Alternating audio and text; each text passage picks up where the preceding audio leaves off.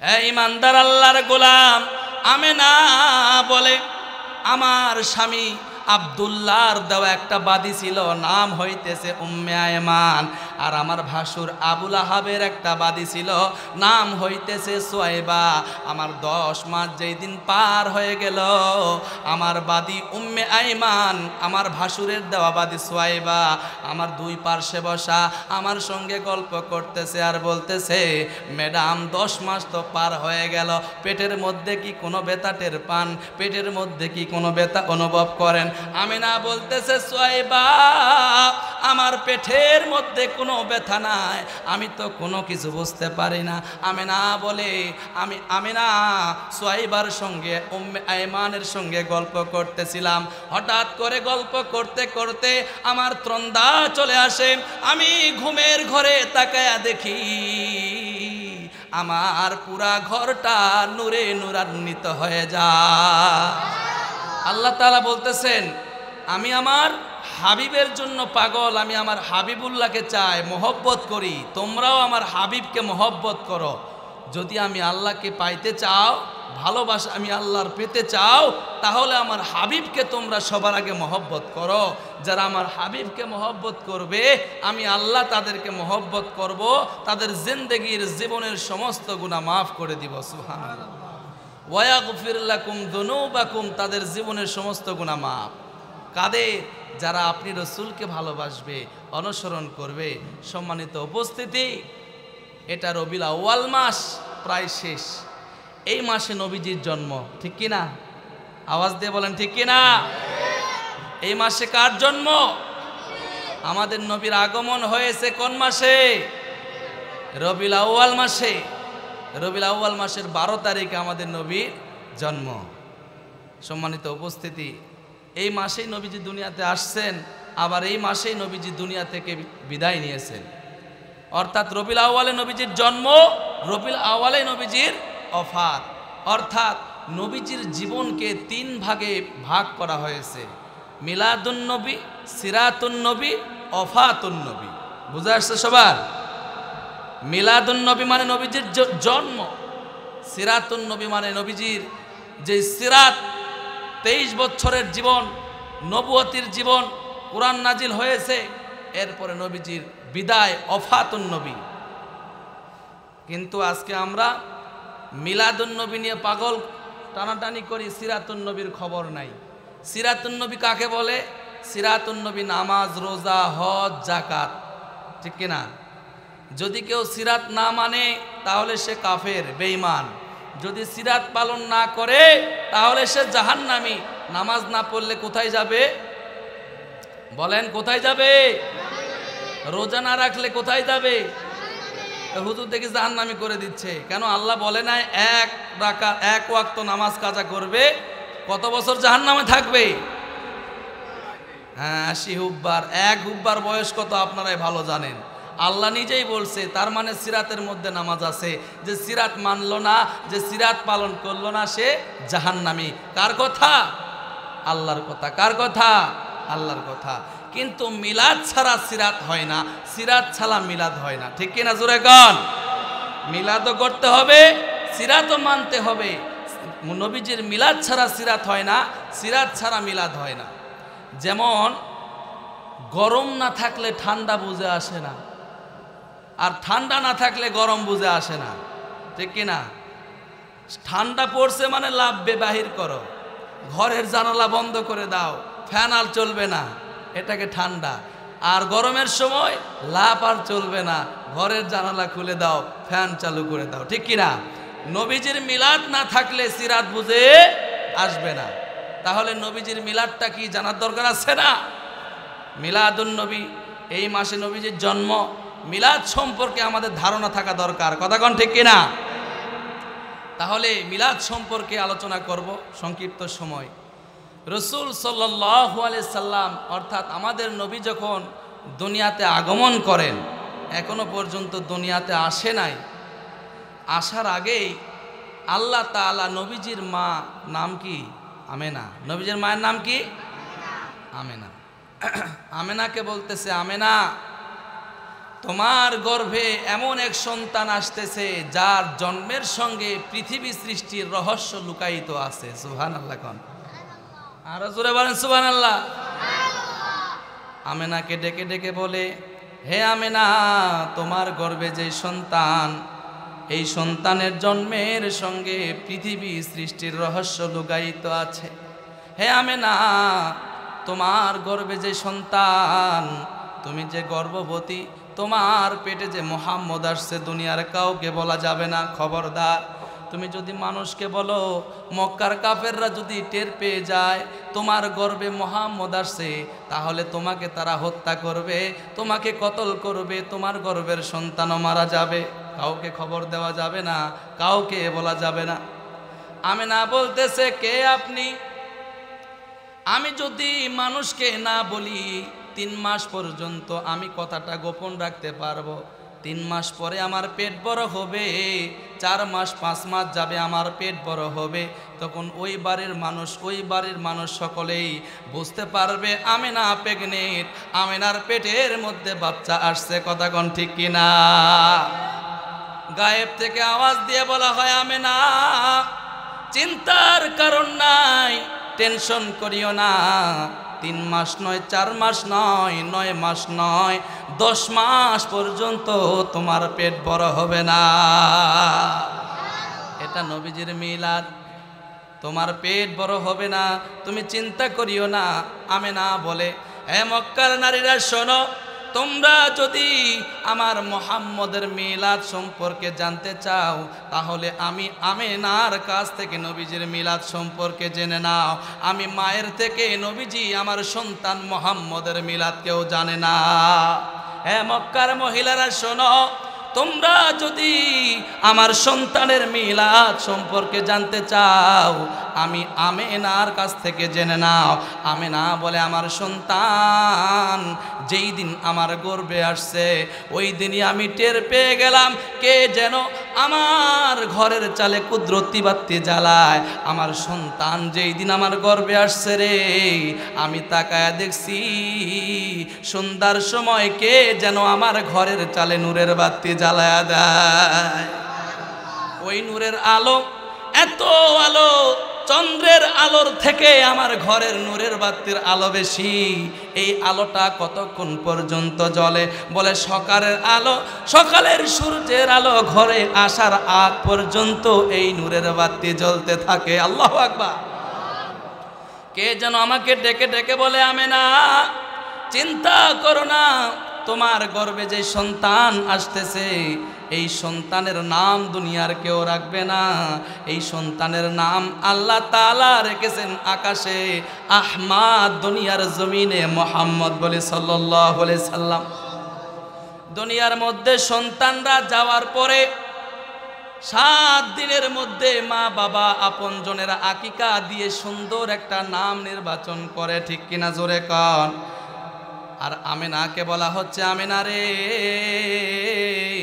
তোমার সন্তানের নাম দুনিয়ার কোনো আবালে রাখতে পারবে না। তোমার সন্তানের নাম আল্লাহ তাআলা আসমানে রেখেছেন আহমদ, দুনিয়ার জমিনে মুহাম্মদ। আমেনা ডেকে ডেকে বলে, হে মক্কার নারীরা শোনো, নবীজির মিলাদ তোমরা আমার কাছ থেকে জেনে নাও। আমার সন্তানের মিলাদ আমার কাছ থেকে তোমরা জেনে নাও। আমার মুহাম্মদ যেই দিন আমার গর্ভে আসছে, ওই দিন থেকে যখন আমি ঘরের বাইরে বের হই, আমার পায়ের কাছে একটা বড় পাথর চলে আসে। আমাকে ডেকে ডেকে বলে, আমেনা, তোমার গর্ভের ভিতরে যেই সন্তান, এই সন্তানের জন্মের সঙ্গে পৃথিবী সৃষ্টির রহস্য লুকায়িত। অর্থাৎ তোমার গর্ভে যেই সন্তান, তাকে না বানালে আল্লাহ আসমান জমিন কোনো কিছুই বানাইতো না। হে আমেনা, তোমাকে নিচে নামতে হবে না, তোমাকে হাঁটতে হবে না। আমি পাথর তোমার পায়ের কাছে চলে আসলাম, তুমি আমার উপরে দাঁড়াও, আমি তোমাকে নিয়ে চলতে থাকি। বলি সুবহানাল্লাহ। আমেনা বলে, আমার সন্তান যেই দিন আমার গর্ভে আসছে, ওই দিন থেকে আমি টের পেয়ে গেলাম আমার পেটের যে সন্তান সাধারণ 10টা সন্তানের মতো নয়। বলি আল্লাহু আকবার। এই ইমানদার আল্লাহর গোলাম, আমেনা বলে আমার স্বামী আব্দুল্লাহর দেওয়া একটা বাদী ছিল, নাম হইতেছে উম্মে আয়মান। আর আমার ভাসুর আবুল আহাবের একটা বাদী ছিল, নাম হইতেছে সুয়াইবা। আমার 10 মাস যেই দিন পার হয়ে গেল, আমার বাদী উম্মে আয়মান, আমার ভাসুরের দেওয়া বাদী সুয়াইবা আমার দুই পার্শ্বে বসা আমার সঙ্গে গল্প করতেছে আর বলতেছে, ম্যাডাম 10 মাস তো পার হয়ে গেল, পেটের মধ্যে কি কোনো ব্যথা টের পান? পেটের মধ্যে কি কোনো ব্যথা অনুভব করেন? আমিনা বলতেছে, সুয়াইবা আমার পেটের মধ্যে কোনো ব্যথা নাই, আমি তো কোনো কিছু বুঝতে পারি না। আমিনা বলে আমিনা সুয়াইবার সঙ্গে উম্মে আয়মানের সঙ্গে গল্প করতেছিলাম, হঠাৎ করে গল্প করতে করতে আমার ত্রন্দা চলে আসে। আমি ঘুমের ঘরে তাকায়া দেখি আমার পুরা ঘরটা নূরে নূরান্বিত হয়ে যায়। আমি তাকায়া দেখলাম আমার ঘরের চতুর্দিকে জান্নাতের রমণীরা, পূর্বের যুগের রমণীরা চতুর কর্নারে দাঁড়ায় গেছে আর আমাকে সালাম দেয়, আমেনা রে তোমার গর্ভে যে সন্তান 10 মিনিটের মধ্যে দুনিয়াতে আসবে, 14 তারিখের পূর্ণিমার চাঁদ দুনিয়াতে আসবে, হে আমেনা তুমি প্রস্তুতি গ্রহণ করো। আমেনা বলতেছে, ও মা কে গো আপনারা? আপনাকে তো চিনি না, পরিচয় দেন, কোনোদিন দেখিনি। একজন ডাক দিয়ে বলে, আমেনা আমাকে তুমি চিনতে পারবে না, কোনোদিন দেখনি, তবে পরিচয় দেন। একজন বলতেছে, আমেনা রে আমি হইতেছি হযরতে আদম আলাইহিস সালামের স্ত্রী হযরত হাওয়া আলাইহাস সালাম। আল্লাহু আকবার। হযরতে হাওয়া আলাইহিস সালাম বলেন, আমেনা ওই কর্নারে কে দাঁড়ায় আছে চিনো? বলে জীবনে দেখিনি, কেমনে চিনবো? এবার হাওয়া আলাইহিস সালাম পরিচয় করে দিচ্ছেন, আমেনা রে ওই কর্নারে যে দাঁড়ায় আছে সে হইতেছে হযরতে ঈসার আম্মা হযরতে মারিয়াম আলাইহাস সালাম। হযরতে মারিয়াম আলাইহিস সালাম বলতেছেন, আমেনা ওই কর্নারে কে দাঁড়ায় আছে চিনো? এবার হযরত মারিয়াম আলাইহিস সালাম বলতেছেন, আমেনা রে ওই কর্নারে কে দাঁড়ায় আছে চিনো? এবার আমেনা বলতেছে, আম্মা জান আমি তো জীবনে দেখিনি, কেমনে চিনব?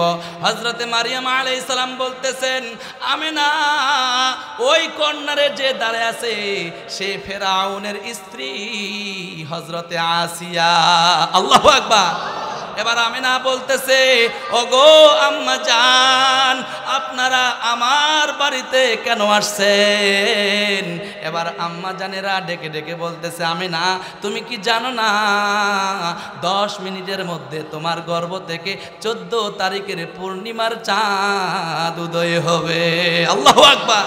যার ডেলিভারির জন্য আল্লাহ তাআলা আমাদেরকে মেডিকেল টিম বানায়া পাঠায় দিয়েছে। আমেনা বলে আমাকে সুসংবাদ দেওয়া হচ্ছিল আমার ঘুমের ঘরে, হঠাৎ করে আমার কানের মধ্যে শব্দ আসলো, সুয়াইবা কারে যেন আদর করে আর চুমু খায়। আল্লাহু আকবার। আমেনা বলতেছে, আমি ঘুম থেকে তাকায়া দেখি সুয়াইবার কোলে 14 তারিখের চাঁদ দুলতেছে। আল্লাহু আকবার। আমেনা বলে, সুয়াইবা এত সুন্দর ফুটফুটে সন্তান কার? কোথা থেকে আনলাম? সুয়াইবা বলতেছে, আমেনা আপনি কি জানেন না এই 14 তারিখের চাঁদ কেবলমাত্র তো আপনি দুনিয়াতে ভূমিষ্ঠ করলেন, আপনি জন্ম দিলেন। আমেনা বলতেছে, সুয়াইবা এই সন্তান কি আমার? আমেনা বলতেছে, সুয়াইবা রে আল্লাহর কসম করে বলতেছি পিঁপড়ায় কামড় দিলে টের পাওয়া যায় আমার মুহাম্মদ দুনিয়াতে আসছে, আমি মা এতটুকুও টের পাই না। লাহে থাকবে, নারে থাকবে। এটাই হইতেছে নবীজির মিলাদ। আমেনা বলে, দুনিয়ার মা বোনেরা যখন প্রসব বেদনা শুরু হয়ে যায়, কত শত রক্ত বাইর হয়ে যায়। আমি আমেনার পেট বড় হয় নাই, 10 মাস পর্যন্ত পেটের মধ্যে কোনো ব্যথা ছিল না। দুনিয়ার মা বোনদের কত রক্ত বাহির হয়, আমি মুহাম্মদের মা আমেনার 1 ফোঁটাও রক্ত বাহির হয় না। আল্লাহু আকবার। এটাকেই বলা হয় নবীজির মিলাদ। কথা কোন ঠিক কিনা? আমেনা বলতেছে, সুয়াইবা দে রে দে আমার সন্তানটারে আমার কোলে দে। আমিনা বলতেছে, হে মক্কার মহিলারা শোনো, আমার সন্তানের মিলাদ আমার কাছ থেকে শুনে নাও। আমি যখন আমার সন্তানটারে কোলে নিলাম, তাকায়া দেখি আমার সন্তান বাম হাতটা তার লজ্জাস্থানে দিয়ে রাখছে। আল্লাহু আকবার। আরো জোরে বলেন আল্লাহু আকবার। মাত্র কয়েক মিনিটের সন্তান তার বাম হাতটা লজ্জাস্থানের মধ্যে দিয়ে রাখছে। কি বোঝেন? নবীজির লজ্জাস্থান দুনিয়ার কাউকে দেখাবে না। আমিনা বারবার চেষ্টা করে, হাত ছড়ায় না, জোর করলে কান্না করে। আমিনা বলে, সোয়াইবারে বুঝতে পারছি আমার সন্তান সাধারণ 10টা সন্তানের মতো নয়, আমার সন্তান মনে হয় তার লজ্জাস্থান কাউকে দেখাবে না। আল্লাহু আকবার। এ সোয়াইবা, জলদি করে ঘরে যা, আমার শাড়ির আঁচল চিরে নিয়ে আয়। এবার সোয়াইবা যখন শাড়ির আঁচল চিরে নিয়ে আসছে, নুঙ্গির মতো পরায় দিছে, নবীজি সঙ্গে সঙ্গে হাত মোবারক সরায় নেয়।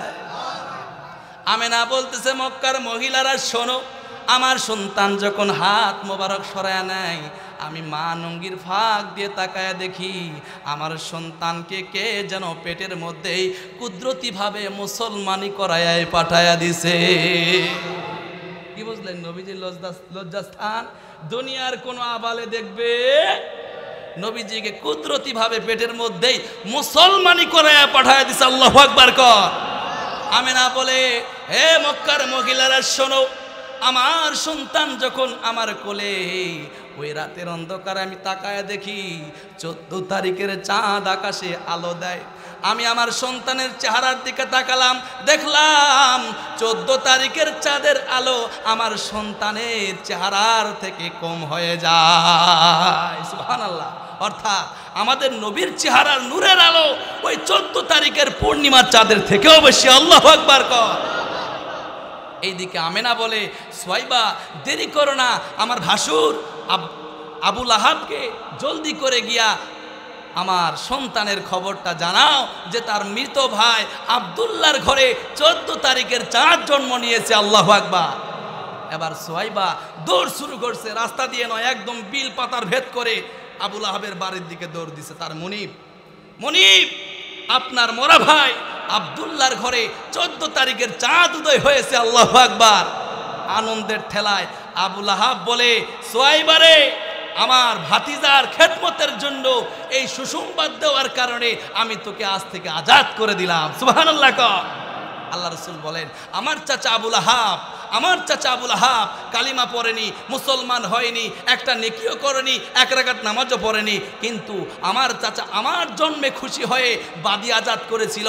সোমবার দিনে আঙ্গুল দিয়ে ইশারা করে সোয়াইবাকে আজাদ করার কারণে আমার চাচা তো মুসলমান না, ইমানদার না, তাকে যখন জাহান্নামের মধ্যে দেওয়া হবে, আমার চাচা জাহান্নামের আগুনে জ্বলতে জ্বলতে পিপাসিত হয়ে বলবে, আল্লাহ পানি দেন, সহ্য করতে পারি না। তখন জাহান্নামের ফেরেশতারা বলবে, হে আবু লাহাব, ওই দিন যেই দিন আমাদের আল্লাহ তাআলা বলবেন, আমার হাবিবুল্লাহর জন্মে খুশি হয়ে তুমি যে বাদী আজাদ করেছিলে, ওই আঙ্গুলটা কোথায়? ওই আঙ্গুলটা মুখে দাও, তুমি মধু খাইতে থাকবে। সুবহানাল্লাহ। তাহলে চিন্তা করছেন, নবীজির মিলাদে, নবীজির জন্মে খুশি হয়ে একজন বিধর্মী বাদী আজাদ করার কারণে জাহান্নামের মধ্যে আগুন সহ্য করতে পারবে না, পিপাসিত হয়ে যাবে, তারপরেও তাকে নবীর জন্মে খুশি হওয়ার কারণে মধু পান করানো হবে। সুবহানাল্লাহ। কোন তাহলে তো আমরা সেই নবীজির খাঁটি উম্মত, দামি উম্মত, ইমানদার মুসলমান, আমরা সেই নবীজির উম্মত হয়ে যদি নবীজির জন্মে খুশি হয়, নবীজির আদর্শে জীবনকে পরিচালিত করি, আমাদেরকে কি পান করানো হবে? চিন্তা করছেন? নবীজি বলেন, আমি আমার হাতে আমার উম্মতদেরকে হাসরের মাঠে হাউজে কাউসারের পানি পান করাবো। সুবহানাল্লাহ। আরো জোরে বলি সুবহানাল্লাহ। যে পানি পান করার পরে জান্নাতে যাওয়ার আগ পর্যন্ত আর পিপাসিত হবে না। সুবহানাল্লাহ জোরে কর। তাহলে আমাদের নবী যেমন শ্রেষ্ঠ, আমরাও তেমন শ্রেষ্ঠ উম্মত। কথা কোন ঠিক কিনা? কিয়ামতের ময়দানে হাসরের মাঠে যখন বিচার শুরু হয়ে যাবে, সমস্ত নবীরা তাদের উম্মতদেরকে নিয়ে যখন জান্নাতে যাবে, জান্নাতের গেট দরজা বন্ধ, জান্নাতে ঢুকতে পারবে না। জান্নাতের গেটের সামনে দাঁড়ায়া বলবে, জান্নাতের দরজাটা খুলে দাও। তখন জান্নাতের সেই ফেরেশতারা বলবে, তারা বলবে যে জান্নাতের দরজা খোলা হবে না ওই মানুষটি না আসা পর্যন্ত। কোন মানুষ? যে মানুষকে না বানালে আল্লাহ তাআলা কোনো কিছু বানাইতো না। অর্থাৎ আল্লাহ তাআলার প্যারা নবী খাতামান নাবিয়্যিন রাহমাতুল লিল আলামিন ইমামুল মুরসালিন নবী মুহাম্মদুর রাসূল তার উম্মতকে নিয়ে যতক্ষণ না জান্নাতের সামনে না আসবে ততক্ষণ পর্যন্ত যত নবী আসুক না কেন জান্নাতের দরজা খোলা হবে না। সুবহানাল্লাহ। নবীজি বলেন হারামুন আলাল আম্বিয়াই ওয়া হারামুন আলাল উমাম, অর্থাৎ আমার উম্মতরা দুনিয়াতে সবার শেষে আসছে। আমাদের নবী আনা খাতামুন নাবিয়্যিন লা নাবিয়্যা বাদি, সবার শেষে আসছে নবী। কথাগণ ঠিক কিনা? আমাদের নবীর আগে কত নবী দুনিয়াতে আসছে না? লক্ষ লক্ষ নবী, তাদের কত উম্মত। আমরা তো শেষ নবীর উম্মত, সবার শেষে দুনিয়াতে আসছি। আমাদের নবীও শেষ। জান্নাতে কি সবার শেষে যাব?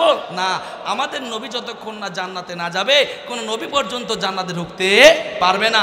আমার উম্মত যতক্ষণ না জান্নাতে না ঢুকবে কোনো নবীর উম্মত জান্নাতে ঢুকতে পারবে না। তাহলে চিন্তা করছেন, যেমন শ্রেষ্ঠ নবী তেমন শ্রেষ্ঠ উম্মত। তাহলে আমাদের নবীর আখলাক চরিত্র কেমন খেয়াল করবেন, ভালো করে শুনবেন। আমাদের নবীর আখলাক চরিত্র কেমন? শ্রেষ্ঠ নবীর শ্রেষ্ঠ উম্মত আমরা। কথাগণ ঠিক কিনা? আর জোরে বলেন ঠিক কিনা? আমরা শ্রেষ্ঠ নবীর শ্রেষ্ঠ উম্মত নয়, আমরা আবেদ না। আমরা প্রত্যেকটা এই নবীর উম্মত, প্রত্যেকটা দায়ী, তাদের কাজ হইতেছে নবীরা যে দাওয়াতে কাজ করেছে এই উম্মতদের একই কাজ। কিয়ামতের ময়দানে এই নবীর উম্মতরা নবীদের কাতারে দাঁড়াবে। সুবহানাল্লাহ, জোরে গো।